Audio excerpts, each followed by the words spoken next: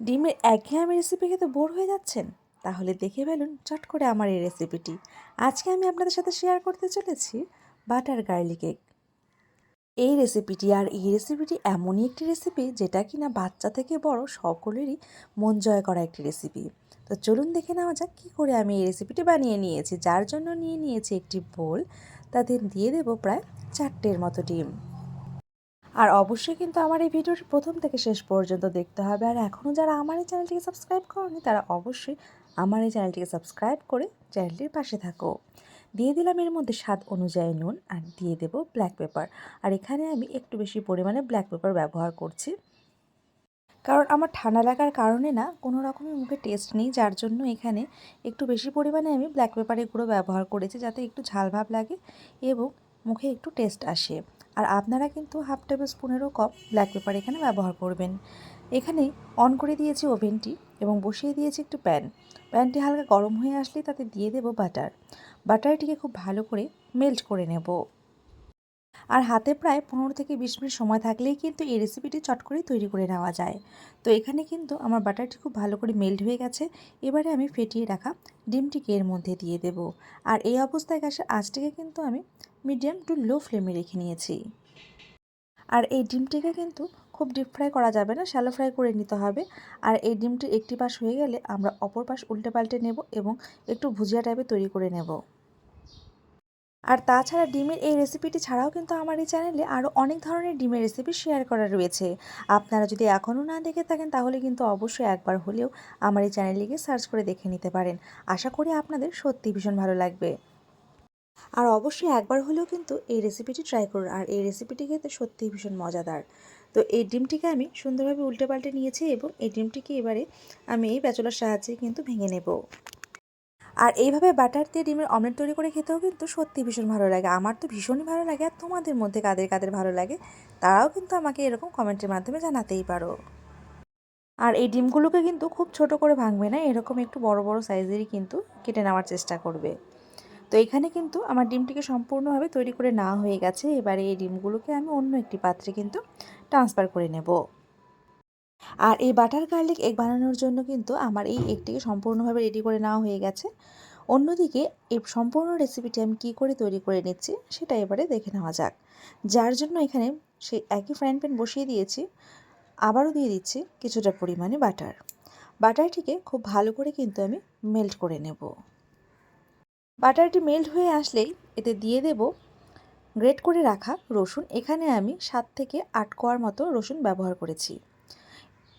আর এখানে রসুনটিও কিন্তু deep fry করে নেওয়া যাবে না, হালকা লালচে করে এই রসুনটিকে ভেজে নেব।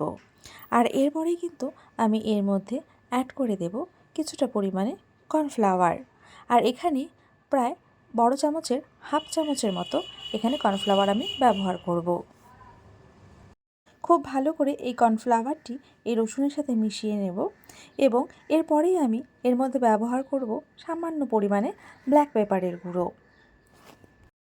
আর এখানে কিন্তু আমি একদমই অল্প ব্ল্যাক পেপারের গুঁড়ো ব্যবহার করছি, যেহেতু আমি ডিমের মধ্যে প্রায় বেশ অনেকটাই ব্ল্যাক পেপারের গুঁড়ো ব্যবহার করেছি। আর আপনারা অবশ্যই পরিমাণ মতো ব্ল্যাক পেপারের গুঁড়োটি ব্যবহার করবেন। তো এখানে কিন্তু সমস্ত উপকরণ আমার ফ্রাই করে নেওয়া হয়ে গেছে। এবারে আমি এর মধ্যে অ্যাড করে দেব কিছুটা পরিমাণে দুধ। আর গ্যাসের আঁচটিকে লো ফ্লেমে রেখে কিন্তু এই দুধটি দেওয়ার পর খুব ভালো করে মিশিয়ে নেব এবং হালকা হাতে কিন্তু নেড়ে নেব। আর এই পুরো রেসিপিটি কিন্তু আমি পুরো দুধ দিয়ে তৈরি করে নেব, এর মধ্যে কোনো রকমই আমি জল ব্যবহার করব না। তো দুধ খানিকটা ফুটে আসলে কিন্তু আমি এর মধ্যে দিয়ে দেবো কিছুটা চিলি ফ্লেক্স। আর এই চিলি ফ্লেক্সটি আমি ঘরেই তৈরি করে নিয়েছি। এই চিলি ফ্লেক্সটি দেওয়ার পর খুব ভালোভাবে এই দুধের সাথে কিন্তু আমি মিশিয়ে নেব এবং হালকাভাবে নেড়ে চেড়ে নেব।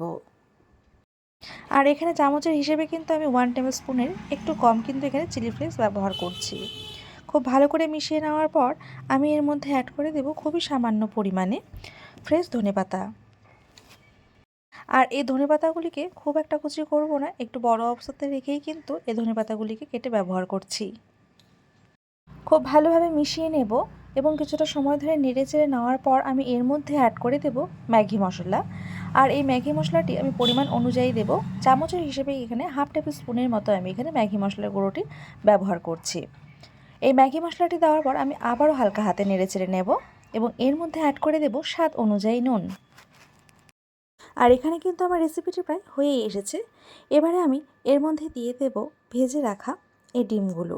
এই ডিমগুলো দেওয়ার পর খুব ভালো করে এর সাথে মিশিয়ে নেব এবং আরও কিছুটা সময় ধরে কিন্তু ফুটিয়ে নেব। আর তাছাড়া আপনারা তো দেখতেই পারলেন যে আমরা যে এখানে উপকরণ ব্যবহার করেছি সেই সব উপকরণ কিন্তু আমাদের প্রায় সবারই ঘরেই থাকে। তাহলে আর দেরি কিসের, ঝটপট এবার আপনারাও বাড়িতে বানিয়ে ফেলুন এইরকম বাটার গার্লিক এগ এই রেসিপিটি। আর এখানে ডিমটি অ্যাড করার পর কিন্তু আমি প্রায় 1.5 থেকে 2 মিনিটের মতো সময় নিয়ে ফুটিয়ে নিয়েছি গ্যাসের আঁচটিকে লো ফ্লেমে রেখে।